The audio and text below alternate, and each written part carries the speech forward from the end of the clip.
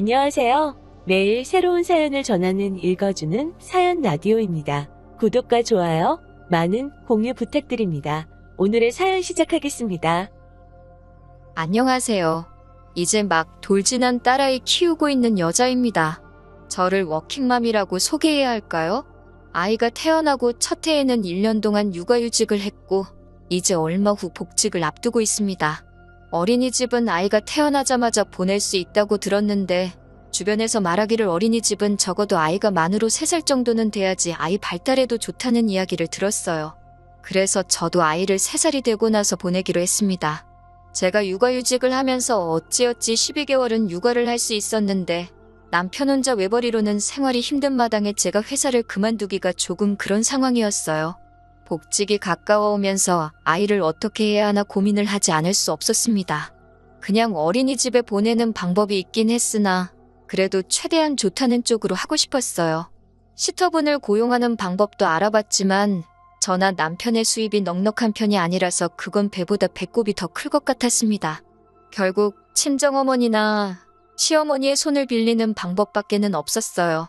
하지만 시댁이나 친정이 저희 집에서도 1시간은 떨어진 거리에 있는 데다가 남편과 저희 회사와도 마침 반대 방향이었기 때문에 어느 쪽에서든 오며 가며 하는 게 불편한 상황이었어요. 심지어 시어머니께서는 다 늙어서 무슨 고생이냐며 손주가 이뻐서 저희한테 용돈을 주면 좋지 애를 봐주고 싶지 않다고 딱 잘라 말씀하셨습니다. 솔직히 그게 마음이 상하거나 하지는 않았어요. 오히려 이해가 됐습니다. 오고 가는 거리도 무시할 게 못 되고 그렇다고 저희가 아이를 출근길에 내려줬다가 돌아오는 길에 다시 태워오고 할 수도 없는 상황이니까요. 시어머니께서 대중교통을 타고 저희 집에 오며 가며 하시는 것 또한 상상이 되지 않았기도 하고 말이죠. 그리고 말씀드렸다시피 남편과 저희 수입 때문에 아이를 봐주시게 되더라도 저희가 드릴 수 있는 돈이 저희가 생색을 낼 만큼 액수가 큰 상황이 아니기도 했고요. 어떤 면으로는 애매하게 이야기하는 것보다 확실하게 딱 잘라 거절해 주신 게 감사할 지경이었어요. 친정어머니께서는 저희 사정을 듣고 나서는 상황이 정 그렇다면 아이를 돌봐주시겠다고 하기는 하셨지만 아무래도 오고 가는 거리가 있다 보니 매일매일 저희 집으로 오실 엄두가 나지 않으셨나 봐요. 그래서 생각하신 게 아이가 3살이 될 때까지 친정어머니께서 주중에는 우리 집에서 상주를 하시면서 아이를 봐주시고 아예 우리 집에서 지내시는 동안은 청소빨래 같은 집안일이며 식사 준비까지 다 도와주시겠다고 하시는 거예요. 그리고 주말에는 다시 내려가셨다가 주중에는 또 숙식을 하신다고 말이죠. 그렇게까지 해주신다니 감사하기는 했지만 자식된 입장에서 돈 생각을 안 할 수가 없더라고요. 아이만 돌봐주셨다면 교통비에 추가로 50만 원 정도를 드리려던 생각이었는데 집안일 전반적인 걸 다 해결해 주신다니 못해도 100 정도는 드려야겠다는 생각이 들었습니다. 사실 애만 봐주셔도 다들 100 정도는 드리는 걸로 알고 있고 저희가 너무 조금 드리는 것 또한 알고 있습니다. 집안일까지 다 해주시는데 그 돈을 드리는 건 정말 어디 가서 불효자 소리 들어도 무방한 이야기예요. 그래도 저희 상황이 정말 넉넉지 않은 상황이라서 드릴 수 있는 게 저게 최대였어요. 아무튼 친정어머니가 집에 와서 지내시는 거 말고 다른 방법도 없는 데다가 어떻게 보면 가장일이 잘 해결된 거나 마찬가지인 상황에 친정어머니 제안을 마다할 이유가 없었어요. 그런데 그렇게 하면 어떻겠냐고 남편한테 물어봤는데 남편이 그렇게는 못하겠다고 하는 겁니다. 장모님이 집에 상주하고 계시면 불편하다 하면서요. 차라리 저보고 복직하지 말고 이참에 전업주부를 하라는 겁니다. 아니면 집으로 출퇴근하는 시터를 구하던가요. 저도 남편 벌이가 넉넉했다면 그렇게 하고 싶었지만 상황이 그렇지 않은 걸 어떻게 하나요? 자기 버는 걸 생각하고 우리 한 달에 들어가는 돈을 생각해서 말을 해줬으면 좋겠는데 그런 건 생각도 안 하고 자기 불편할 것만 생각해서 저러고 있는 게 어이가 없었어요. 저라고 친정어머니가 집에 와서 애 키워주고 집안일까지 해주시는데 100만 원밖에 못 드리는 저라고 마음이 안 불편하겠냐고 달리 방법도 없는데 불편하다는 이유로 억지 부리지 말라고 했어요. 사실 남편에게 화가 났던 가장 큰 이유는 집안 돌아가는 상황에 저렇게 관심이 없어서 저를 자주 서운하게 했었거든요. 경제권이 저한테 있기는 해서 모를 수도 있기는 하지만 가끔씩 저렇게 저희가 경제적으로 엄청 넉넉하다는 듯이 말할 때가 있거든요. 얼마 전에도 뭐 새로 나온 게임기를 사야겠다. 최신 게임기니만큼 TV도 75인치짜리로 바꾸면 좋겠다 노래를 불렀는데 그것만 봐도 얼마나 우리들 주머니 사정에 관심이 없는 건지 감이 오실 거예요. 딱히 말하지 않아도 바보가 아닌 이상은 둘이 한 달에 버는 게 얼마고 생활비가 얼마고 적금이 얼마고 다 계산이 설 텐데 솔직히 제 남편이지만 저 정도로 철이 없으면 바보라고 해도 할 말이 없겠더라고요. 그런데 계속 이 이야기를 가지고 푸닥거리를 하다 보니 남편이 하는 말을 들어보니 원래 50만 원을 드리기로 했는데 100만 원을 왜 주냐면서 그 돈이 아깝다고 저러고 있는 겁니다. 제정신인 사위였으면 장모님이 집안 살림에 애까지 봐주시는데 꼴랑 100만 원으로 때울 생각이냐며 쪽팔려서라도 돈을 더 드리는 게 맞지 않냐고 했을 것 같아요. 예산 때문에 더 드릴 수는 없는 상황이고 드릴 수 없기는 하지만 다르고 다른 건데 다른 사람도 아니고 장모님한테 주는 돈이 그렇게 아까워서 저럴까요? 그러면서 하는 말이 장모님한테 돈을 드릴 거면 자기 어머니한테도 한 달에 50은 드려야 한다고 하는 겁니다. 내가 무슨 우리 엄마한테 용돈 주려고 그러는 줄 아냐고 곧바로 한마디 했어요. 어머님이 하루라도 오셔서 아이를 봐주시고 집안 살림 다 해주시면 나라고 어머님한테 그 돈 얼마를 안 드리겠냐고요. 어머님은 이미 못하겠다고 못을 박으셨고 직접적으로 우리 살림에 도움을 주시는 게 없는데 50을 왜 드려야 하냐고 따졌어요. 남편은 꿀먹은 벙어리가 돼서 아무 말도 못하다가 그래도 그러는 거 아니라고 궁시렁대고만 있었습니다. 뭐가 그렇게 불만이냐고 물으니 친정에 그렇게 거금을 주는데 시댁에는 아무것도 안 하는 게 말이나 되냐는 겁니다. 시댁에도 어느 정도 성의 표시는 하는 게 맞지 않냐고 아직도 헛소리를 짓거리고 있더라고요. 예전에도 친정어머니께서 사위 좋아한다고 이 반찬 저 반찬 다 해서 가져다 주신 적이 있어서 재료값 하시라고 돈 5만 원을 드린 적이 있는데 그때도 남편이 제가 경제권을 가지고 있다고 너무 친정만 챙기는 거 아니냐고 따진 적이 있었거든요. 곰곰이 생각해보니 남편은 제가 경제권을 휘두르면서 친정에 돈을 빼돌릴 계획으로 이러고 있다고 생각하고 있는 거였고 그게 기분이 나빴던 겁니다. 줄 거면 시댁에도 똑같이 주라고 끝까지 우기는데 친정어머니가 시터 고용하는 대신에 집에 오셔서 살림도 해주고 애도 봐준다는 말을 몇 번을 해도 이해를 하지 않는 겁니다. 오히려 친정어머니가 주중에는 우리 집에서 숙식을 하시니 친정어머니가 우리한테 월세를 내야 하는 거 아니냐는 말도 안 되는 소리를 짓거리고 있더라고요. 저도 그 말을 듣고 욱해서 남편한테 그럼 시어머니가 오셔서 똑같이 하신다고 하면 시어머니한테도 월세를 받을 거냐고 따지니 그때가 돼서야 그 잘난 주둥이를 다물더군요. 그래서 시댁에도 돈을 보내고 싶어서 그런 거면 시어머니와 친정어머니가 일주일씩 돌아가면서 우리 집에 오셔서 살림해주고 아이 봐주고 하신다면 양가에 똑같이 달마다 50씩 드리겠다 하고 상황을 정리하니 남편은 그제서야 더 이상 제 말에 대꾸도 못하고 궁시렁대지도 않았어요. 시어머니가 그렇게 하실 건지 하루빨리 연락해서 알려달라고 했습니다. 저도 복직을 앞두고 있던 시점이라 한시가 급한 일이었거든요. 남편은 알았다고 대답을 해줘놓고는 일주일이 지나가도록 저에게 아무 말도 해주지 않다가 자기한테 좋은 방법이 있다면서 해결 방안이랍시고 말을 꺼내더군요. 남편이 이번엔 자기가 1년간 육아휴직을 쓰겠다는 거예요. 아예 어이가 없는 제안은 아니었습니다. 받는 월급이야 줄기는 하겠지만 어쨌든 들어가는 돈까지 생각하면 육아휴직의 경우가 좀 더 크게 손해를 보기는 하지만 그렇게 큰 차이는 아니거든요. 어쩌다 이런 아이디어를 냈는지 장하기까지 했는데 이어서 하는 말에 정말 재수가 없었습니다. 어차피 장모님한테 100만 원이라는 거금이 들어가면 열심히 일해봤자 돈 벌어온 느낌도 안 날 것 같다고. 그럴 바에 내가 쉬면서 애를 보는 게 좋겠다고요. 친정어머니가 아이를 돌봐주는 게 공짜로 되는 것도 아닌데 남편은 자꾸 친정어머니의 노동력을 무시하고 있는 겁니다. 자기가 일을 해서 벌어온 돈을 장모님께 가져다 바치는 것 같아 싫다는 거였어요. 그 말만 안 했어도 그냥 그렇게 하라고 했을 텐데 또 그렇게 말하니 남편이 육아휴직하면서 수입이 줄어버리는 것에 대해 얼마 손해보는 것도 그냥 넘어가고 싶지가 않더라고요. 그랬더니 남편이 징징대면서 자기도 1년 동안 쉬면서 재정비도 하고 싶다고 얼마나 힘들게 일해왔는지도 알고 있지 않냐면서 꼭 쉬게 해달라고 하는 거예요. 또 막상 남편이 그렇게 힘들다고 하니 마음이 약해져서 남편이 1년간 휴직을 하는 걸로 하고 저는 복직을 하기로 결정하게 되었네요. 아직도 이게 잘 내린 결정인가 긴가민가 합니다. 무엇보다 남편이 다른 사람도 아니고 친정어머니한테 들어가는 돈을 그렇게 아까워하는 사람이라는 걸 알게 된 게 더 충격적인 것 같네요. 다른 분들도 남편의 말이 맞다고 생각하시나요? 혹시 남편 말대로 제가 친정에다가 어떻게든 돈을 주려고 하는 이기적인 사람인 건데 저만 모르고 있는 건가요? 그래도 어쨌든 애초 계획대로 저는 복직을 하고 남편도 육아휴직이 끝나면 아무 문제 없이 복직을 하게 될 테니 큰 걱정은 없습니다만 자꾸만 남편의 말이 머릿속에 맴도네요. 친정에 돈을 주려거든 시댁에도 똑같이 줘야 한다는 말이요.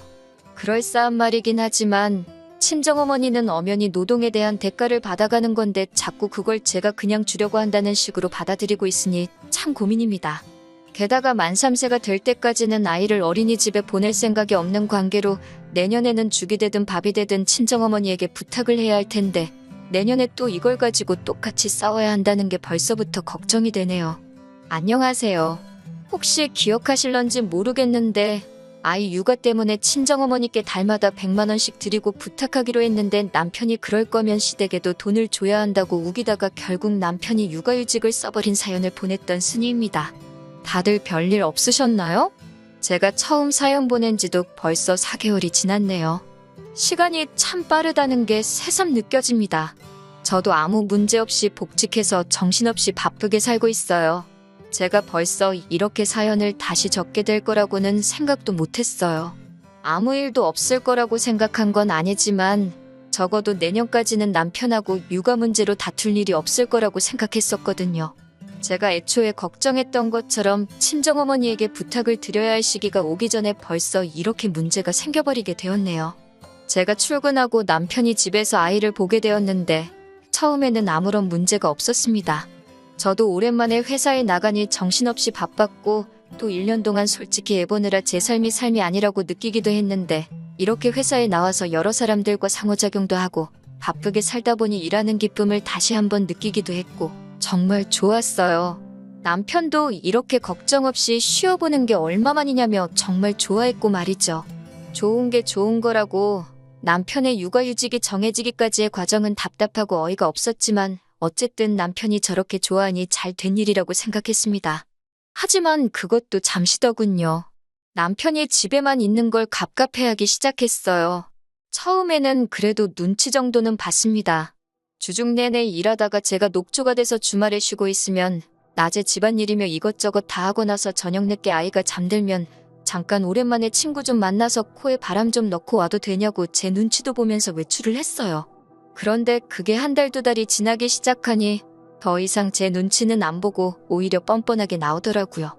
어떻게 사람이 집에만 있냐면서 주중에는 자기가 하루 종일 애를 봤으니까 주말에는 제가 봐야 한다고 하고는 아예 저한테 애를 맡겨놓고 밖에 나가 놀더라고요. 저는 주중에 돈을 벌어오지 않았냐고 따지니 남편은 거기다 대고 저한테 자기는 제가 애 볼 때 놀았냐고 하면서 오히려 역정을 내더라고요. 그런데 어이가 없는 건 제가 작년에 애를 볼 때 남편처럼 밖에 나가겠다고 칭얼댄 적도 없을 뿐더러 주말이라고 남편한테 주말 육아는 너가 해야 된다고 떠넘긴 적 한 번 없었습니다. 그런데도 뻔뻔하게 그런 건 생각 안 하고 자기 권리만 찾고 있는 모습을 보니 아뿔싸 싶었어요. 괜히 휴직을 하게 만들었다는 생각이 드는 겁니다. 그래서 그걸로 대판 싸우게 되었어요. 그럴 거면 그냥 3개월만 휴직하고 차라리 출근을 하라고요. 네가 애를 보내, 내가 애를 보내 하면서 싸울 바에야 차라리 그게 낫겠다고 하니 그건 또 싫다는 겁니다. 자꾸 우겨대길래 저도 초강수로 나갔어요. 주말에 애 안 보고 한 번이라도 더 나갔다간 나는 회사 그만둬버리고 아이 데리고 친정에 가버릴 거라고요. 그랬더니 남편이 조용해지더군요. 그런데 이 정신 빠진 남편이 아주 다른 방법을 찾아냈어요. 하루는 평소보다 조금 일찍 퇴근하게 되어서 집에 왔는데 애는 울고 있는데 남편은 어딜 간 건지 코빼기도 보이지 않더라고요. 뭐 하고 있나 봤더니 방에서 문 닫아놓고 헤드폰을 뒤집어 쓰고는 게임을 하고 있는 겁니다. 친구들을 밖에서 못 만나니 게임 속에서 만나기로 한 거죠. 집안일은 하나도 안 해놓은 건 덤이고요. 뭐라 잔소리를 했더니 또 잔소리 들어서 짜증이 난다며 방에 들어가서는 이불 뒤집어 쓰고 나오질 않더군요. 남편이 해놨어야 할 집안일을 하고 있다가 갑자기 분통이 터져서 아이 들쳐업고 친정으로 직행했습니다. 그랬더니 그제서야 남편이 미안하다고 빌면서 자기가 똑바로 하겠다고 한 번만 용서해달라고 하더라고요. 정신 차린 것 같아서 이쯤 돼서 용서해줄까 했는데 바로 그저께 아주 말도 안 되는 일을 벌여놨더라고요. 퇴근하고 왔더니 집에 시어머니가 계시는 겁니다. 저를 보자마자 인사 대신 하시는 말씀이 여자가 집안일은 안 하고 어딜 쏘다니고 있는 거냐였어요. 정말 어이가 없었습니다. 잠시 남편하고 할 이야기가 있다고 말하고 방에 들어와서 들릴까 말까 한 목소리로 어머님이 여기 왜 와 계시냐고 했습니다. 그랬더니 남편이 네가 먼저 애 데리고 친정에 가지 않았느냐 하면서 부부싸움에 부모님을 먼저 끼어들게 한 게 누군데 큰 소리를 치냐고 하더라고요. 그러면서 하는 말이 어머님이 한동안 집에 상주하시면서 집안일도 도와주시고 애도 봐주실 거라면서 그 잘난 회사 일 열심히 하라고 빈정대더군요. 기분이 나쁘긴 했지만 그래도 나름 육아는 책임지고 하려는 것 같아서 좋게 넘어가려고 했습니다. 그런데 일전에 친정어머니가 아이를 봐주면 100만 원을 드리겠다고 한 말을 굳이 끄집어내면서 시어머니가 집에 상주하시면서 아이를 돌봐주고 집안일을 해주기로 했으니 네가 장모님한테 주려고 했던 대로 나도 우리 엄마한테 돈을 줘야겠다면서 우리 엄마 계좌로 바로 100만 원을 쏘라고 하는 겁니다. 어이가 없어서 내가 그 돈을 왜 보내냐고 했어요. 그랬더니 또 남편이 뒤집어지면서 그것 보라고 니네 엄마한테는 돈을 그렇게 주려고 하고 우리 엄마가 똑같이 해준다니까 이제 와서 오리발을 내민다고 성질을 부리더군요. 그래서 제가 남편한테 한마디 했어요. 그렇게 드리고 싶으면 드리라고, 대신에 내일부터 당장 복직하고 월급 받아오라고 말이죠. 당신 월급도 줄어버렸는데 당신 어머니한테 줄 돈이 어딨겠냐고, 정 돈을 드리고 싶으면 당장에 휴직 때려치고 제대로 월급 받아오라고 했어요. 그랬더니 또 곧바로 꼬리 내리고 어머님 집에 모셔다 드리고 온다고 하고 나갔습니다. 그리고선 이틀째 연락도 없고 집에 돌아오지도 않네요. 하루는 월차를 써서 버텼는데 오늘도 연락이 안 되면 꼼짝없이 친정어머니 오시라고 해서 아이를 봐달라고 해야 합니다. 남편 휴직을 처음부터 반대를 했었어야 하는 건데 마음 약해지는 바람에 제가 상황을 이 지경 이 꼴로 만들어버린 것 같아서 어디다 화풀이를 할 곳도 없네요. 그래도 일단은 내일까지 기다려보고 남편이 어떻게 나오느냐에 따라서 복직을 시키던지 아니면 당초 계획대로 남은 기간 동안 육아에 전념하게 정신무장을 시켜놓던지 해야겠네요. 정말이지 너무너무 스트레스 받아서 돌아버리겠네요. 이렇게 또 찾아뵙게 될 줄은 몰랐습니다. 이럴 줄 알았으면 한 번에 보낼 걸 그랬네요. 사실 후기라고 한 번 더 쓰게 될 거라고는 생각도 해본 적이 없었거든요. 결론부터 말씀드리자면 결국 이 사태가 이혼까지 하게 만들었네요. 다행히 친정어머니는 부를 필요 없이 그 다음날 아침에 남편이 집에 들어왔어요. 그런데 혼자가 아니더라고요. 모시고 돌아갔던 시어머니와 함께 돌아왔으니까요. 시어머니는 딱 봐도 불만이 엄청 많아 보였습니다.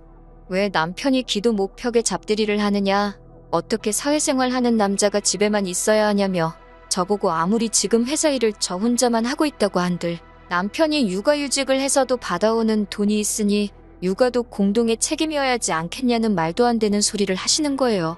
그래서 어머님께 한마디 따졌습니다. 제가 작년에 육아휴직할 때 남편이 아이 기저귀 가는 거 한번 도와준 적이 있는 줄 아시냐고. 그때는 육아며 집안일까지 전부 다 내 몫이어야 했는데 제가 출근하고 남편이 육아를 하게 되었는데 이번에는 왜 둘 다 제 일이 되는 거냐고요. 시어머니는 앵무새도 아니고 계속 똑같은 말만 반복하는 게 남자하고 여자하고 같냐고 하는 말이었어요. 처음에는 시어머니도 제 코를 납작하게 만들어서 자기 아들 조금이나마 편하게 해주려고 편들어주러 오신 것 같았는데 시어머니가 보기에도 제 분위기가 심상치 않은 게 이거 잘못했다가는 일이 심각하게 돌아가겠다는 걸 여자의 직감으로 눈치채신 건지 더 이상 강압적으로 나가지 않고 어떻게든 제 기분을 달래고 일을 분담시켜서 조금이나마 남편이 할 일을 덜어주려고 저를 회유하려고 하는 듯 보였습니다. 저도 전혀 빈틈을 주지 않았어요. 당연한 일이죠.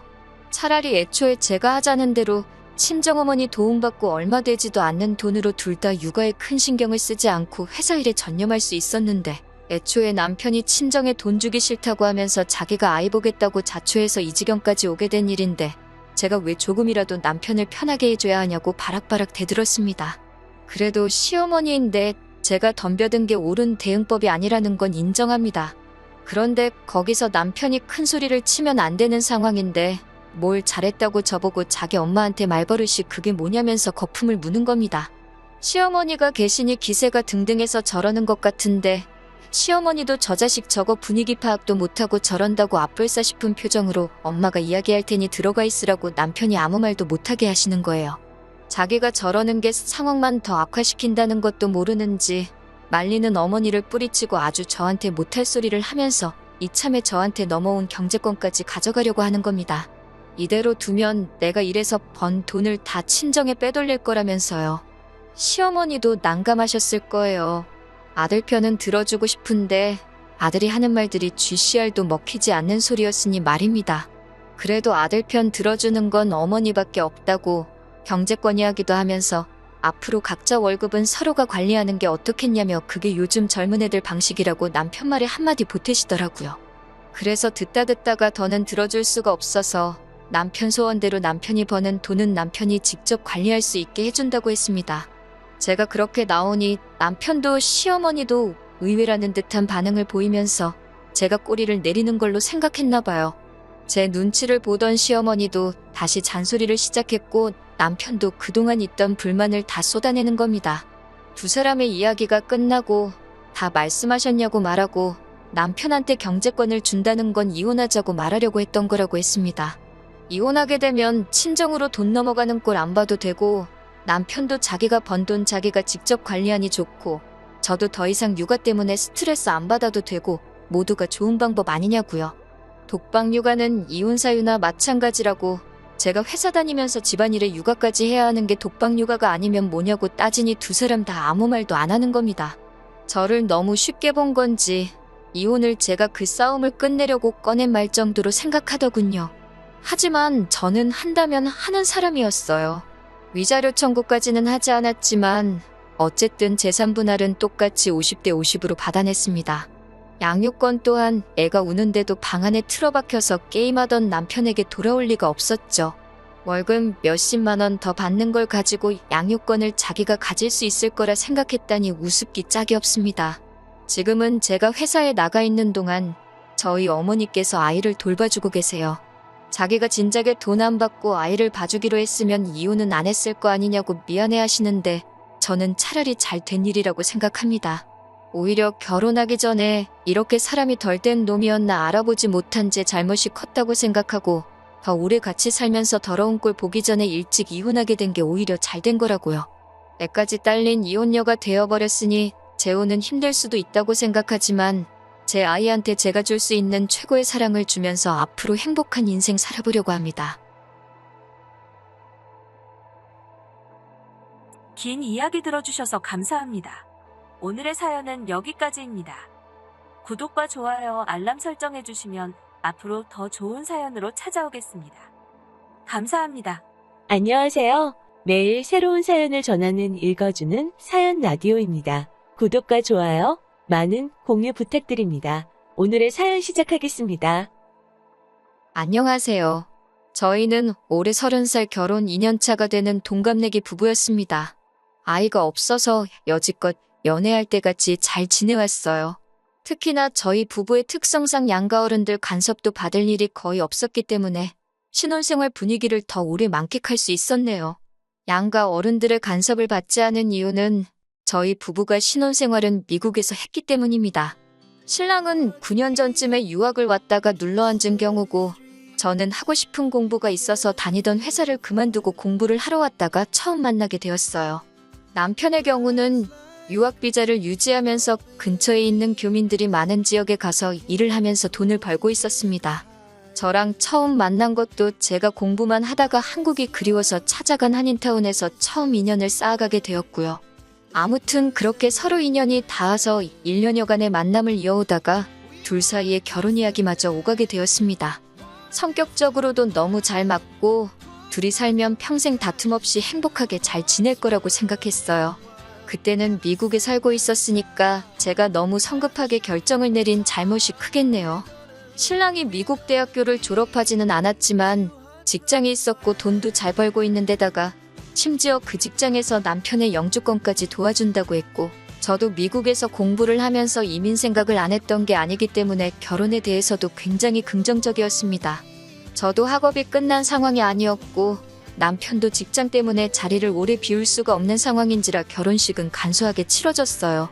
2주일 일정으로 한국으로 돌아와서 양가 상견례부터 결혼식까지 다 끝내버리고 왔으니 그 일정이 엄청나게 빠듯하고 정신없었습니다. 처음 뵌 남편의 부모님은 그냥 인상 좋으신 평범한 분들이라는 첫 인상이었습니다. 신랑이 미국 생활을 하면서 한국을 한 번도 들어갔던 적이 없어서 부모님과는 7년 만에 처음으로 재회를 한 상황이었지요. 그래서 어머님이 아들 하시면서 옆에 꼭 붙어있는 게 어찌 보면 당연하다고 생각했습니다. 아들을 향한 집착이 그 정도로 심하신 분이라고는 생각도 못했어요. 신랑도 당연히 오랜만에 뵙는 어머니이다 보니 애틋해서 그런 건 줄 알았죠. 7년이라는 시간을 떨어져 살았으니 저도 사실 남편이 어머니를 그렇게 애틋하게 생각하는 사람일 거라고는 생각도 못했어요. 더군다나 2주밖에 안 되는 짧은 기간 동안 그 모든 걸 판단할 수 없는 상황이었습니다. 결혼식을 마치고 저희가 정식으로 부부가 된 뒤 미국으로 다시 출발하는 공항에서 시어머니께서 남편한테 엄마가 차라리 아들 따라서 미국에서 같이 살까 물어보시는 게 그냥 하시는 말인 줄로만 알았어요. 남편도 엄마가 와서 살면 결혼도 안 했지 하면서 받아치는데 그냥 농담으로만 생각했고요. 그래서 저도 별로 심각하게 받아들이지 않고 어머님께 꼭 한번 놀러 오셔서 저희가 어떻게 하고 사는지 구경도 하시고 그러시라고 말을 했습니다. 남편이 출국 수속을 밟고 들어가는데 정말 눈물을 펑펑 흘리면서 울길래 오랜만에 본 가족하고 얼마 시간도 못 보내고 다시 멀어지니 얼마나 아쉬우면 저럴까 싶어서 저도 괜히 가슴이 뭉클했어요. 비행기에서 남편이 저한테 조금 섭섭하다고 하더라고요. 어떻게 어머니한테 같이 살자는 말을 하고 있는데 옆에 껴들어서 딱 잘라서 놀러 오시라고 할 수 있냐고요. 저는 그 말도 심각하게 받아들이지 않고 가족들이 보고 싶어서 저러는가 보다 했어요. 그런데 계속 옆에서 그 말을 꼬투리 잡아서 궁시렁거리고 있으니 남편이 안쓰럽게 보이는 것도 잠시고 점점 짜증이 나더라고요.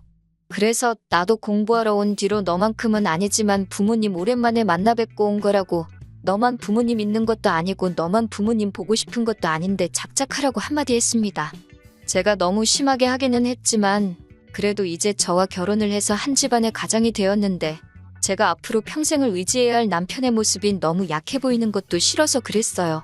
그래도 제가 강하게 나온 게 효과가 있었는지 그 후에는 남편이 딱히 아무 말도 안 하더라고요. 차라리 진작에 그때 마마보이인 걸 알렸더라면 혼인신고를 하지 않고 두고 봤을 텐데 하는 후회도 듭니다. 아무튼 저희는 그렇게 미국으로 돌아왔고 신혼생활을 시작했어요. 미국에서의 결혼 생활은 나쁘지 않았습니다. 특히 저희가 결혼식을 올리고 돌아와서부터는 전 세계가 바이러스의 공포로 벌벌 떨게 되었고 저도 그 비싼 등록금이 아깝게 느껴질 정도로 허접한 온라인 수업을 들어야 하는 게 불만이었어요. 불행 중 다행인 건 신랑이 거기서 벌이가 나쁜 편은 아니었습니다. 한인타운이 크게 활성화가 되어 있는 지역이 아니었고 미국도 한국과 별반 다를 게 없는 건지 한인타운에서 일을 해야 할 젊은 한국 사람들이 좀 더 나은 기회가 있는 지역으로 이주를 하는 바람에 젊은 한인들이 많이 모자란 곳이었거든요. 왜 그런지는 모르겠는데 교포분들은 자기 사업체의 직원을 굳이 한국 사람을 쓰고 싶어 하셨어요. 덕분에 남편이 대우도 좋고 돈도 잘 받으면서 일을 하고 있었습니다. 말했다시피 영주권도 진행이 되고 있는 상황이었고요. 그런데 그 유행병 때문에 참 상황이 안 좋게 돌아가게 되었어요. 제가 비싼 돈 내고 듣는 수업의 질이 떨어진 건 둘째치더라도 남편이 다니는 가게 사정 또한 안 좋아지기 시작했습니다. 영주권을 진행해준다고 해도 서류 문제나 여러 가지 수속들은 이민 전문 변호사를 통해서 해야 됐고 그로 인해 들어가는 부수적인 비용들 모두 남편의 월급에서 해결을 해야 했거든요. 그런데 유행병이 심해지니 덕분에 이민국 업무가 마비가 돼버리고 말았어요. 엎친 데 덮친 격으로 날이 갈수록 남편이 다니는 가게 사정이 안 좋아지기 시작하더니 결국 문을 닫아버리고 만 것입니다. 그냥 가게가 망해버린 거면 어떻게 기회가 있었겠는데 가게 사정이 안 좋아지기 시작하면서 남편네 사장이 세금 문제로 일을 크게 만든 게 이민국 조사에서 드러나게 되었고 영주권 심사에서 탈락해버리고 만 것이죠. 참 억세게도 운이 없던 거예요. 그렇게 하루아침에 미국에 정착하려던 꿈을 접어버리고 저희들은 귀국을 할 수밖에 없었습니다. 뭐 좋은 이야기도 아니니 이민 생활 실패한 건 여기서 그만하도록 하겠습니다. 아무튼 한국에 돌아와서도 정말 정신이 없었어요. 다행히 영주권이 불투명해지면서 결혼하면서 미국에 정착을 위해 가져왔던 자금을 그대로 가져올 수 있었습니다. 정말 불행 중 다행인 건 저희가 결혼식을 올릴 때보다 환율이 조금 올라서 환차로 이득을 볼 수 있었다는 거예요. 그래봤자 2년 사이에 천청부지로 올라버린 집값과 물가를 생각하면 전혀 돈을 번 느낌이 들지는 않았지만 그래도 저희가 한국에서 살 신혼집을 구하는 데는 모자람이 없는 돈이었습니다. 그렇게 저희는 한국으로 돌아가게 되었습니다. 저희가 귀국하고 저희를 가장 반겨준 건 시어머니였습니다. 오매불만 기다리던 아들이 돌아왔으니 그렇게 기쁜 일이 따로 없으셨겠죠. 반겨주신 건 감사하지만 한편으로는 조금 서운하기도 했습니다. 사실 저희가 미국에서 정착하는 걸 목적으로 만나 연애해서 결혼까지 하게 된 건데 결혼 2년 만에 상황이 안 좋아져서 시작도 못 해보고 돌아오는 거나 마찬가지잖아요? 조금만 더 있었으면 오히려 영주권도 나와서 주기적으로 저희가 오며 가며 해도 다시 볼 수 있는 거고 집을 사게 되면 시부모님께서 놀러 오셔도 되는 상황이었잖아요. 당장 다시 만나서 반가운 건 이해는 하지만 무조건 잘 왔다고 하시는 게 이해가 가질 않았습니다.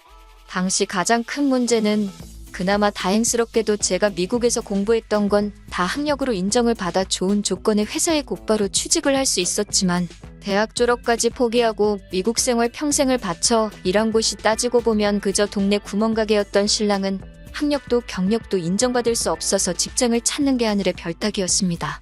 미국에서 살았다고 무조건 영어를 잘하는 것도 아니어서 영어 선생님 같은 건 꿈도 꿀 수가 없었어요. 그 부분에 대해서 제가 살짝 불만스럽게 말하고 앞으로 어떻게 해야 할지 고민이라고 말했는데 어머님은 무작정 우리 아들은 뭐든지 다 할 수 있다고 중고등학생 때나 해줘도 먹힐까 말까 한 막연한 기대감으로 칭찬을 하고 계시는 겁니다. 거기다가 대고 나를 세울 수가 없으니 그저 한숨만 나올 뿐이었어요. 어머님은 저를 따로 방으로 부르시더니 저보고 제정신이냐며 역정을 내기 시작하셨습니다. 이제 시작하려는 애한테 용기를 주지는 못할 망정 기를 죽이고 있냐고요. 저는 기를 죽인 게 아니라 현실을 보고 말씀드리는 거라 했더니 너 잘났다며 어디 어른이 말하는데 따박따박 말대꾸를 하냐고 말하고 대화를 단절시켜버리는 겁니다. 저희가 살 거처가 마련될 때까지는 저는 친정에서 남편은 시댁에서 떨어져 지내기로 했습니다. 그렇게 시어머니와 한바탕 하고 친정으로 혼자서 돌아가고 있는데 남편한테 연락이 오더라고요. 제 기분을 풀어주려고 전화를 한 건가 싶어서 받았더니 말끝마다 엄마가 물어보라는데 하면서 별 쓰잘데기 없는 질문을 하더라고요. 신혼집을 구할 때 친정에서는 돈을 얼마나 더 해주신다니 제가 취직하기로 한 곳에 자기가 일할 곳은 없는지 한번 물어봐달라고 했다느니 돈은 얼마씩 받고 일하는 거냐 하는 것들이요. 이렇게 마마보이인지도 몰랐는데 물어보는 질문의 수준만 봐도 한숨이 나와서 그걸 네가 알아서 뭐 할 거냐고 말하고 전화를 끊어버렸습니다.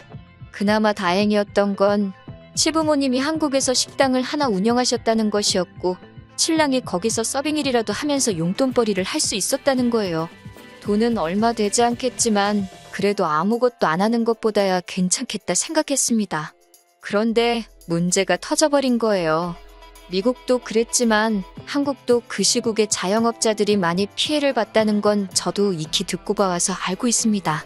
시부모님의 가게도 당연히 같은 상황이었겠지요. 그래도 요즘은 많이 완화되었고 뉴스에서 보니까 오히려 서비스직의 일자리는 많은데 일하려는 사람이 없다고 총체적인 구인난이라는 소식까지 들었는데요. 차라리 시부모님이 하는 가게가 아니라 생판 모르는 사람이 하는 데서 일을 했으면 괜찮았을 텐데 말입니다. 남편이 시부모님 가게에 일을 나가기 시작한 지도 2달이 다 되어 가는데 남편이 돈 한 푼 가져온 적이 없었어요.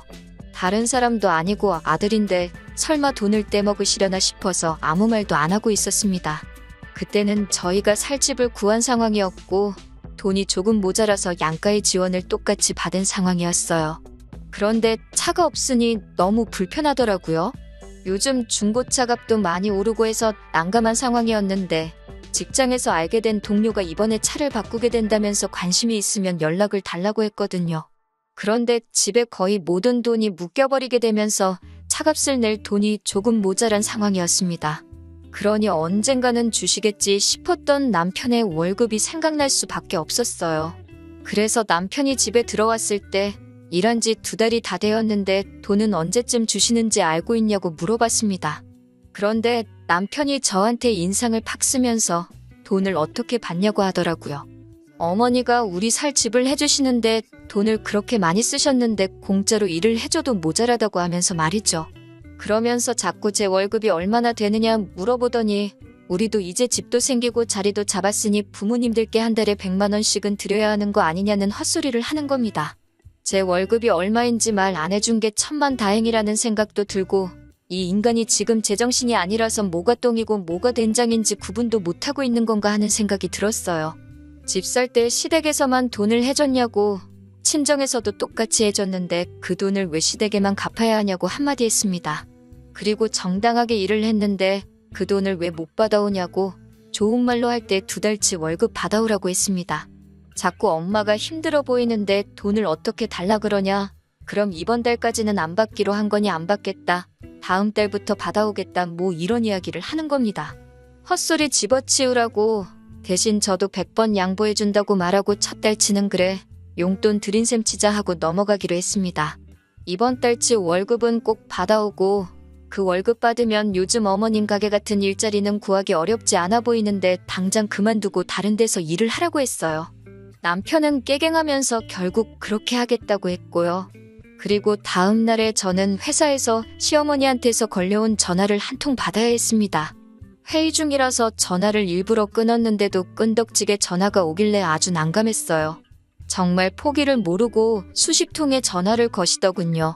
잠깐 짬이 생겼을 때 회사라서 전화를 받기 곤란한 상황이라 제가 다시 전화를 드리겠다고 말을 했는데도 불구하고 어머님은 뭐가 그렇게 잘나가지고 어른이 전화하는데 안 받고 개기냐고 성질을 부리시는 겁니다. 그래서 회사의 양해를 구하고 비상계단으로 나와 전화를 받았습니다. 시어머니는 제가 전화를 걸자마자부터 언성을 높이면서 네가 뭔데 우리 아들을 어쩌고 저쩌고 하시면서 화를 내기 시작하셨어요. 왜 잘하고 있는 우리 아들 기를 죽이냐.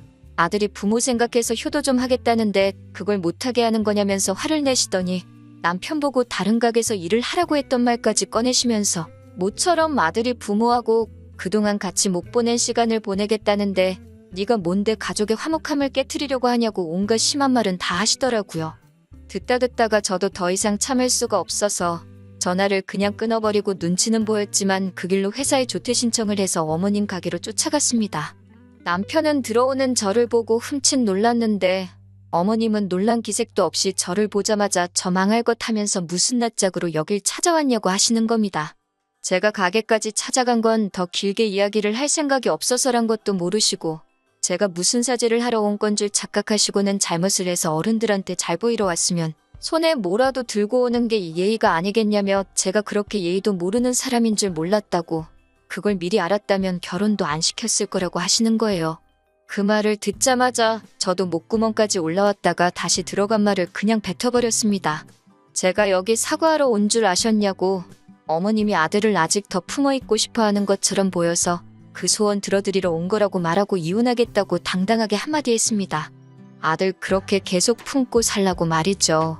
미국에서 정착하려는 모습에 자립심이 강한 사람인 줄 알고 결혼을 했는데 아직도 엄마 품을 못 떠나는 햇병아리라면 그냥 엄마 품에서 계속 살게 해주는 게 서로를 위해서 좋겠다고요.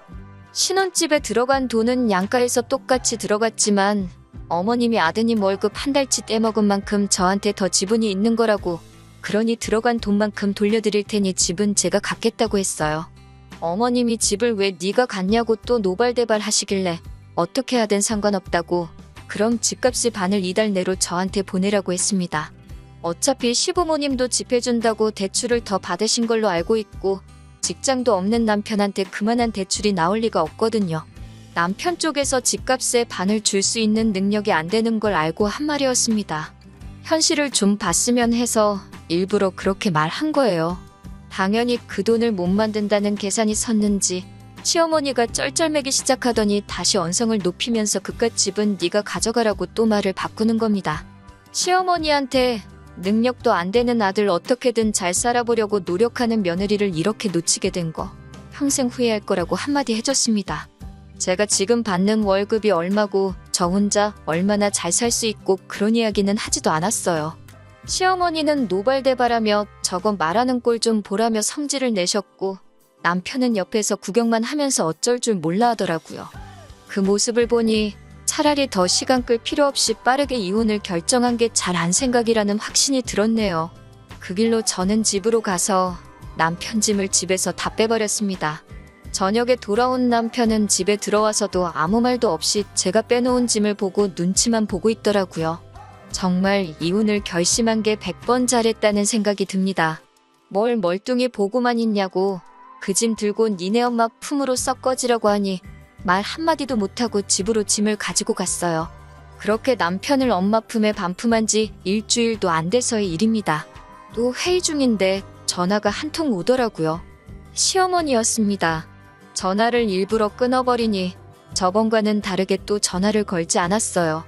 회의가 끝나고 무슨 일로 전화하신 거냐 다시 전화를 드렸더니 세상 나긋나긋한 목소리로 전화를 받으시더군요. 뭐하니 많이 바쁘니 하면서 제 눈치까지 보시면서 말이에요. 왜 전화하셨나 싶어서 먼저 시어머니가 물어보실 만한 질문을 생각해서 제가 먼저 집값 드리기로 한 건 그달 말까지 준비해드리겠다고 했습니다. 그 돈 받고 나서 이혼 서류에 도장 찍으면 되겠다고 말씀드렸더니 그 말 하려고 전화한 게 아니랍니다. 아무렴 말은 그렇게 했어도 어머님도 생각이 있으실 테니 어렴풋이 눈치는 채고 계셨을 거예요. 당신 아들이 이민생활 실패하고 나서 혼자가 되면 앞으로 웬만해서는 길이 열리지 않을 것이라는 걸, 그리고 어머님이 평생 아들을 품고 계실 수도 없는 노릇이고 옆에 누군가는 있어야 한다는 걸 말이죠. 아니나 다를까 어렵게 꺼내는 말씀이 결국 오랜만에 아들을 만나서 그간 못해줬던 걸 해주고 싶다 보니 자기가 더 유난을 떤 것 같다면서 제가 그렇게 떠나버리고 나니 아들이 저를 너무 보고 싶어 한다나요? 그러면서 제가 어머님 앞에서 큰소리 친 것도 다 눈 감아줄 테니 그냥 아무 일도 없었다는 듯이 자기 아들하고 살아달라는 거예요. 결국 끝까지 잘못했다는 말은 하지 않고 또 제가 큰소리를 쳤네, 그렇게 뒤도 안 돌아보고 가버렸네 하면서 무조건 제 잘못이고 그걸 다 용서해 줄 테니 돌아오라는 식으로 말하시더라고요. 제가 한번 져주고 다시 남편과 합치는 방법도 있었겠지만 시어머니의 태도를 보니 결국 제가 모든 걸 품고 그렇게 돌아가 버린다면 앞으로도 계속해서 똑같은 일이 반복될 것이라는 게 안 봐도 눈앞에 선했습니다. 그런 스트레스를 받으면서까지 이어가야 할 결혼 생활이 아니라고 생각이 들어서 아드님도 어머님 곁을 떠나고 싶어 하는 것 같지 않고 어머님도 남편 말에 순종하고 어머님 말에 복종하는 며느리를 보실 자격이 있으시니 저 말고 다른 사람을 찾아보는 게 좋겠다 말씀드리고 앞으로 전화는 되도록이면 변호사를 통해서 해주셨으면 좋겠다 말씀드리고 전화를 끊어버렸습니다. 그렇게 결국 이혼을 하게 되었네요. 몇몇 사람들은 제가 잘못했다고 합니다. 이민 생활에 실패한 남편이 수입이 적어지니 그걸 견디지 못해 남편을 버린 여자라고요. 하지만 그건 사실이 아닙니다. 남편이 어디 가서 최저시급을 받으며 일을 하더라도 자기 주관이 뚜렷하고 우리 둘의 더 나은 미래를 위해 노력하는 사람이었다면 그 모습을 높게 사서 오히려 응원을 해줬을 거예요. 자기 코가 석자인 상황에 부모님 먼저 챙기는 효자 아들이면 저와 새로운 가정을 꾸리는 게 아니라 부모님 곁에서 평생 뒷바라지를 하면서 사는 게 맞지 않나 하는 생각이 드네요. 제가 볼 땐 어머님, 아버님께서 남편을 뒷바라지하면서 살아야 할 것 같지만 말이에요. 집 문제도 직장 문제도 다 해결이 되었으니 한동안은 저는 최선을 다해 저희 인생을 살아보려고 합니다. 제 사연은 이걸로 끝내도록 할게요. 긴 이야기 들어주셔서 감사합니다. 오늘의 사연은 여기까지입니다. 구독과 좋아요, 알람 설정해주시면 앞으로 더 좋은 사연으로 찾아오겠습니다. 감사합니다. 안녕하세요. 매일 새로운 사연을 전하는 읽어주는 사연 라디오입니다. 구독과 좋아요, 많은 공유 부탁드립니다. 오늘의 사연 시작하겠습니다. 안녕하세요. 올해 만으로 29살이 되는 여자입니다. 결혼한 지는 이제 2년이 넘어가네요. 결혼 전에는 세상에서 가장 좋은 사람들인 척 행세하더니 결혼하자마자 돌변해서는 진짜 시월드가 뭔지 보여주려고 애를 쓰더라고요. 제가 매번 그냥 참고 넘어가려고 했지만 이게 참는다고 될 일도 아니더군요. 하루를 참으면 그 하루만큼 더 강하게 나오시더라고요. 마치 제가 언제 떨어져 나가는가 테스트라도 해보려는 건가 싶을 정도로 말이에요.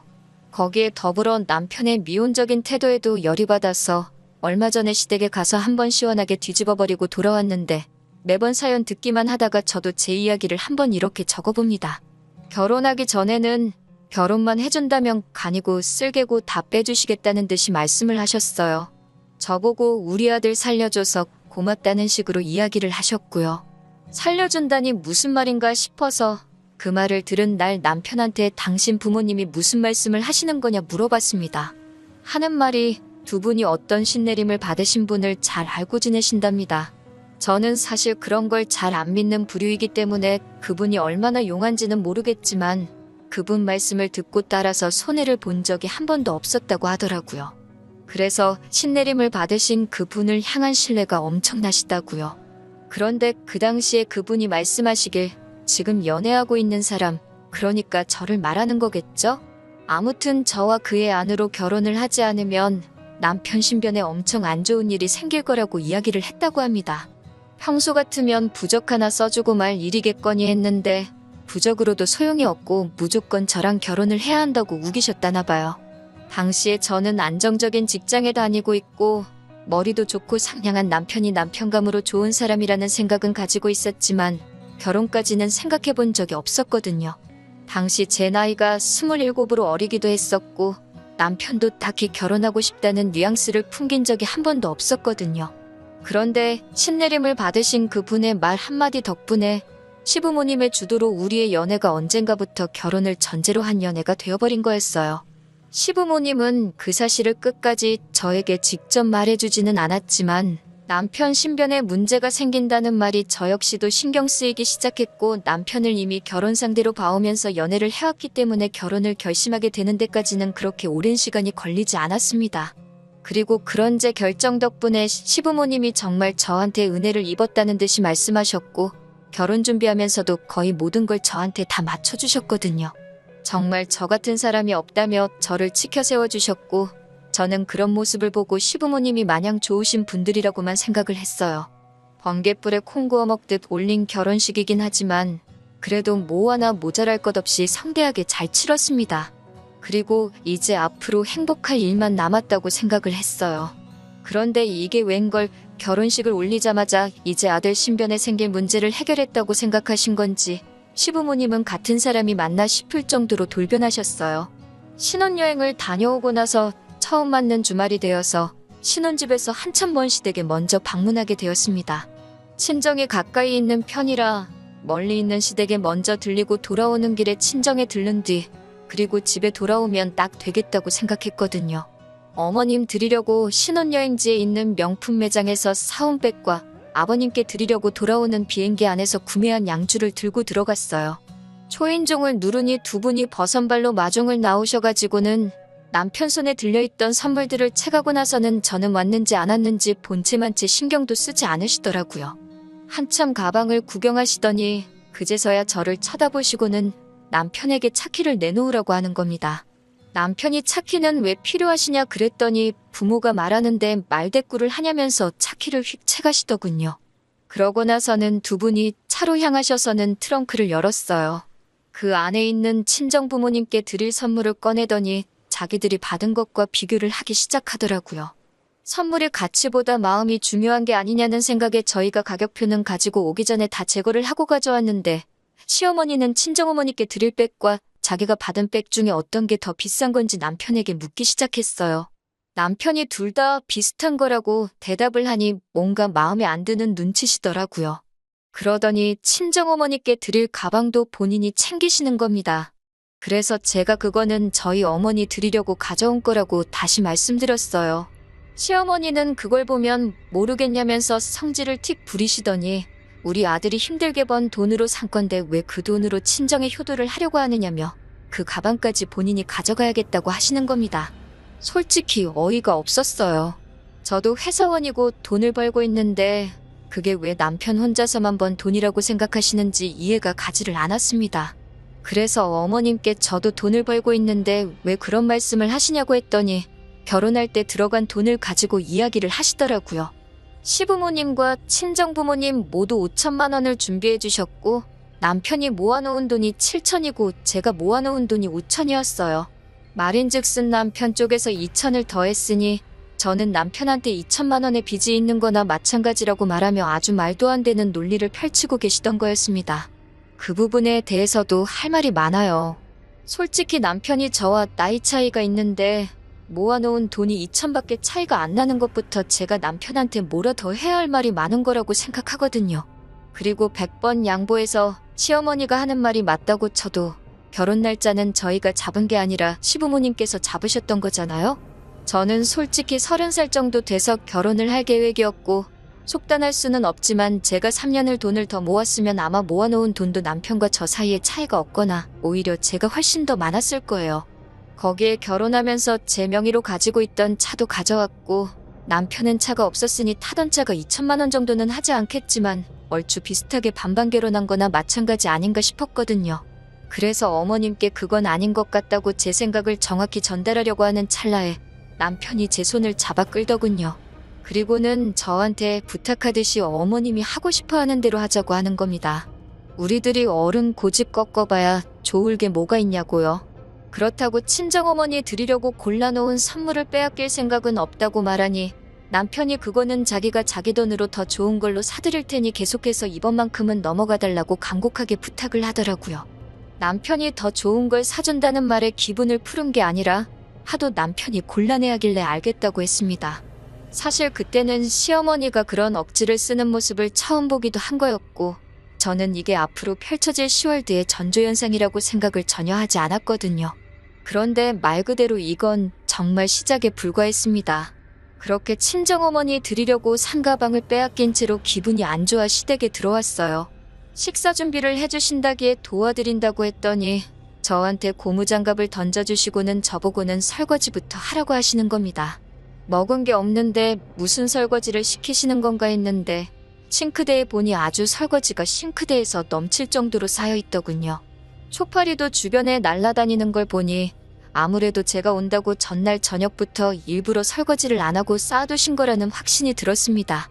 그러더니 남편한테는 먼 길 운전해서 오느라고 수고했다고 밥 차려줄 테니까 들어가서 자라고 하더군요. 속에서 터져나오는 욕을 참으며 설거지를 끝내고 식사 준비를 도운 뒤에 남편 밥 먹으러 데리고 나오라는 말에 방으로 들어갔습니다. 속에서 열불이 나서 남편을 한 대 걷어차줄 준비를 하고 들어갔는데 남편도 눈치가 있는지 방 안에서 잠도 못 자고 벌을 서고 있더라고요. 제가 고생하는데 자기가 자고 있으면 제가 더 서운하지 않겠냐고 하면서요. 방법이 틀린 건 아닌데 그런 배려를 할 정도면 설거지를 시키는 어머님을 말려주던가 아니면 자기가 나서서 하겠다고 하던가 하는 더 좋은 방법이 있었을 텐데 굳이 아무도 못 보는 방 안에서 벌을 서고 있는 게 이해가 되질 않았습니다. 다음부터는 이러지 말고 어머님께 설거지를 시키지 말라고 말을 하거나 오빠가 직접 하거나 하는 게 좋겠다고 설명까지 해주는데 남편이 어떻게 어머니한테 나를 세우냐면서 시댁에 왔을 때는 그냥 어머님 기분을 맞춰주라는 거예요. 1년에 마주쳐봐야 몇 번을 마주치겠냐고 하면서 말이죠. 매번 그런 식이었습니다. 결혼 전에 보여주셨던 저에게 간이며 쓸개며 다 빼주시겠다던 모습은 온데간데 없고 매일같이 10월드의 정석을 보여주셨어요. 1년에 몇 번 보지 않는다는 말이 무색하게 이틀 3일에 한 번꼴로 안부 전화를 요구하시더군요. 부모가 자식 걱정하는 마음은 당연하고 소식 듣고 싶어하는 마음 또한 잘못되었다고 생각하지 않습니다. 그런데 기어코 그 안부 전화를 남편이 아니라 저에게 받아야겠다고 하시는 거예요. 전화하는 게 뭐가 어렵냐면서 어머님 기분 맞춰주자는 남편이 참 속도 없어 보였습니다. 이 부분은 남편을 쪼아대면서 한 달에 한두 번, 그것도 남편이 있을 때 제가 전화해서 인사만 드리고 남편이 전화기를 이어받아서 연락드리는 걸로 겨우 바꾸기는 했네요. 시댁과의 거리가 상당한데도 시어머니는 부모 얼굴도 안 보고 살 작정이냐면서 명절이나 어버이날, 생신을 제외하더라도 한 달에 한 번은 꼭 시댁에 내려오라고 하시더군요. 친정이 신혼집에서 지근거리이기는 하지만 그렇다고 친정에 자주 들락날락 하고 있지도 않거든요. 친정어머니께서 저희 먹으라고 반찬 같은 거를 자주 해주시기는 하는데 그마저도 저희가 회사 다니느라 바쁜데 뭐하러 친정까지 찾아오냐면서 퀵으로 보내주시거나 친정 부모님께서 지나가는 길에 내려주고 가시거나 하는 정도예요. 남편이 그렇다고 말씀을 드려도 시어머니가 그걸 내 눈으로 본 적도 없는데 어떻게 믿겠냐면서 무조건 한 달에 한 번씩은 찾아오라고 하시는 겁니다. 한 달에 한 번이면 명절 생신 어버이날까지 다 합치면 1년에 20번도 더 넘게 찾아뵈야 하는 건데 말이에요. 그래서 남편한테 확실하게 말했어요. 명절이나 생신같이 며느리 된 도리, 자식 된 도리로 당연히 챙겨야 하는 날이라면 불만 없이 찾아가겠다. 하지만 한 달에 한 번 찾아뵈는 건 너무 많다고 생각하고 기어코 시댁에 가야겠다면 나는 그날은 친정에 가 있을 테니 남편 보고 갈 테면 혼자 가라고 했습니다. 솔직히 남편이 시댁에 안 갈 거라고 대답할 줄 알았는데 알겠다고 하더니 앞으로 시댁에는 자기가 혼자서 찾아뵙겠다고 하는 거예요. 내 말의 속뜻을 그렇게도 몰라주나 싶어 속이 상했지만 뭐 남편이 혼자서 가겠다는데 그걸 제가 말릴 이유도 없다는 생각이 들어 그렇게 하라고 했습니다. 시어머니는 당연히 제가 찾아오지 않는 것에 대해서 불만이 많아 보이셨지만 남편이 중간에서 어머님한테 무슨 말을 듣더라도 저한테는 전해주지 않는 건지 저에게는 별다른 말이 들려온 적은 없었네요. 아무튼 그렇게 해가 바뀌고 처음 맞는 명절이 되었습니다. 신혼여행에서 돌아왔을 때와 똑같이 멀리 있는 시댁에 먼저 들러서 하루를 보내고 다음날 아침이나 점심쯤에 친정으로 출발하는 계획으로 시댁으로 향했습니다. 그때와 별반 다를 것 없이 어머님은 버선발로 남편을 반기시더니 남편 손에 들려있는 짐들만 받아다가 얼른 들어가시더군요.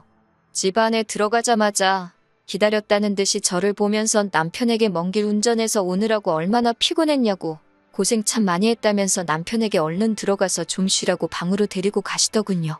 주방 쪽으로 고개를 쓱 돌려보니 또 멀리서 며느리 온다고 설거지거리를 싱크대가 넘치도록 준비해 주셨더라고요. 아니나 다를까 어머님이 저한테 오시더니 시어머니께서 당신이 식사 준비를 할 테니 저보고는 설거지를 하라고 하면서 고무장갑을 들이미셨어요. 그래서 저도 말대꾸 한마디 했습니다. 저도 먼 길 왔는데 왜 설거지를 저만 해야 하냐고요. 시어머니가 어이가 없다는 듯 저를 한번 쳐다보시더니 우리 아들 덕분에 편하게 왔으면 밥값은 해야지 않겠냐고 하시더라고요. 그래서 당당하게 한마디 했습니다. 운전은 제가 해서 왔다고요. 사실 진짜 그러실 줄은 몰랐지만 혹시나 어머님이 신혼여행 때처럼 남편은 쉬게 하고 저한테는 일거리를 찾아서 시키지 않으실까 하는 생각에 애초에 처음부터 운전을 제가 하고 왔거든요. 어머님 레파토리가 운전하느라 고생했으니 아들은 들어가시고 편하게 온 며느리는 일을 해야 한다는 거였으니 그걸 미리 간파해서 제가 운전을 하고 온 거였어요. 남편한테도 어머님이 하신 말씀 들었지 않냐고 고생은 내가 했으니 편하게 온 오빠가 밥값을 하면 되겠다고 말하고 고무장갑을 손에 쥐어주고 저는 방으로 들어갔습니다.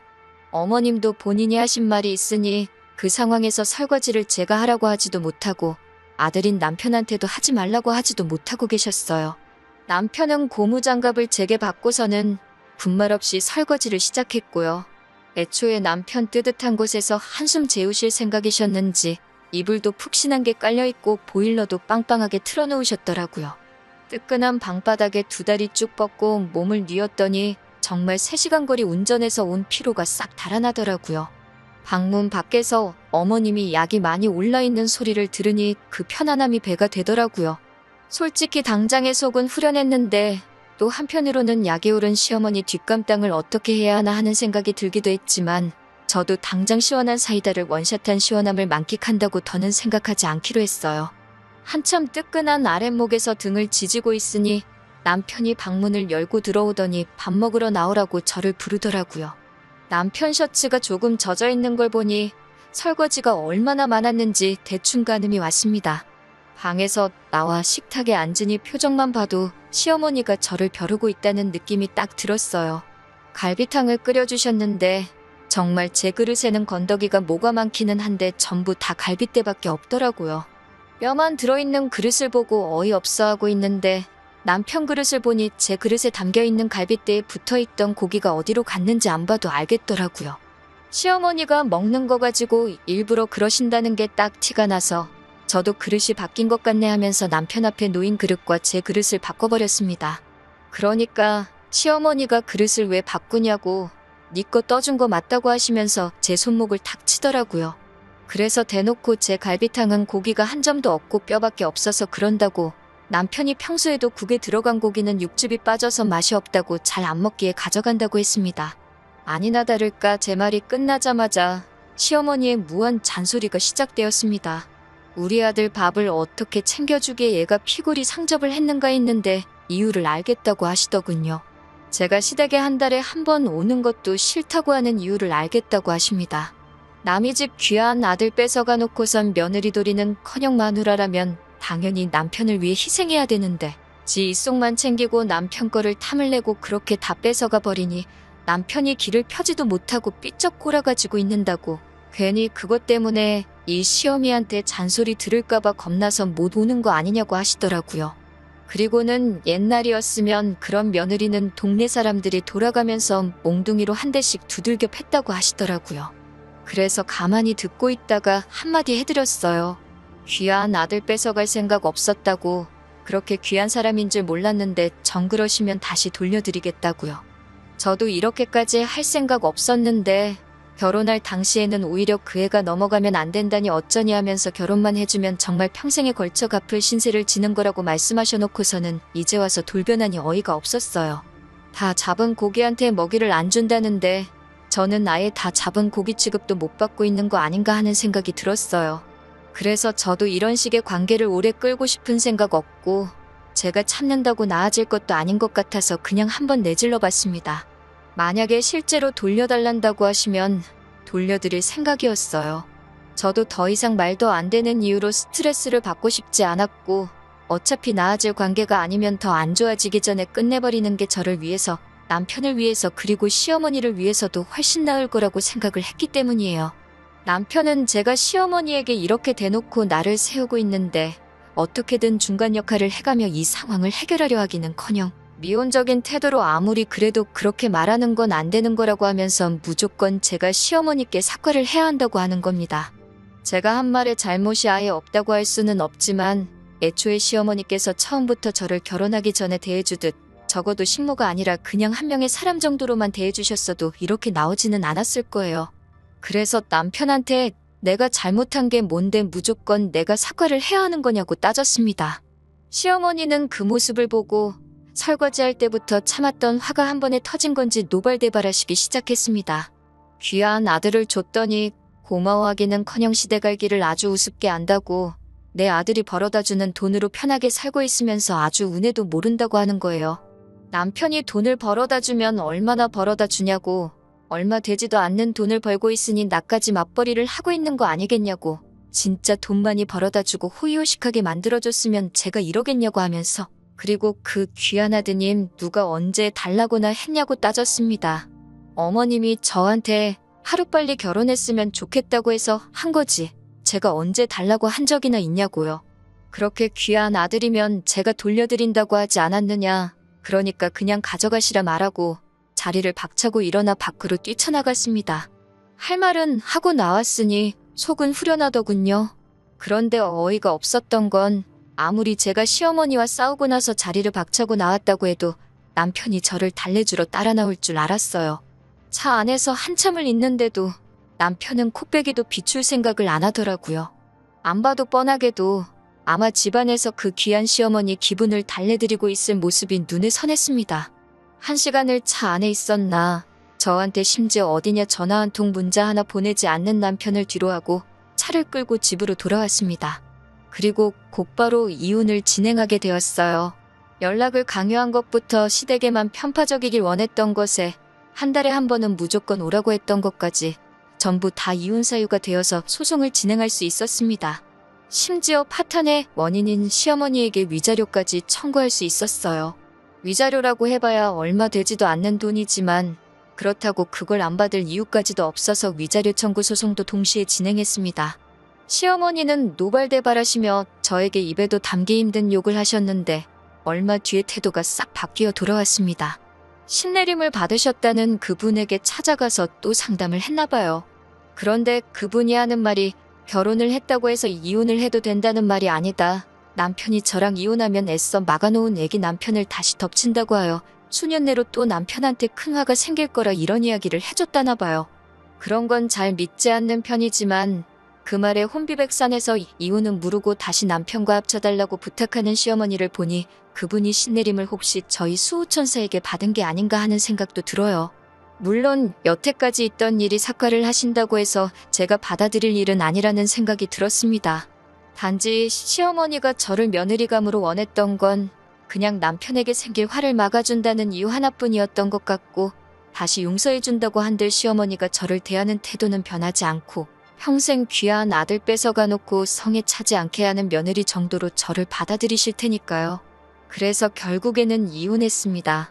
마지막에는 시어머니가 우리 아들 잘못되기라도 하면 다 네 탓인 거라고 하면서 어디 한번 두고 보자는 식으로 울음장을 놓으시더라고요. 정말 무슨 일이 생길지 안 생길지는 모르지만 그 마지막 모습을 보니 이혼을 결심하기를 참 잘했다는 생각이 들었습니다. 이혼녀라는 오명이 생기긴 했지만 요즘 뭐 그런 게 흠도 안 된다고 하고 막말로 저와 남편 사이에 아이가 있었던 것도 아닌데 저는 얼마든지 새 출발할 수 있을 거라고 믿습니다. 하지만 남편은 시어머니가 계실 때까진 아마 새 출발하기는 힘들 거라고 생각해요. 이혼 과정 중에서도 시어머니 꼭두각시 노릇만 하던 남편이니 평생 저를 놓친 걸 후회하면서 평생 시어머니 눈치나 보면서 그렇게 혼자 외롭게 지냈으면 합니다. 아마 제가 그렇게 바라지 않아도 시어머니가 남편을 그렇게 만들어줄 테지만요. 긴 이야기 들어주셔서 감사합니다. 오늘의 사연은 여기까지입니다. 구독과 좋아요, 알람 설정해주시면 앞으로 더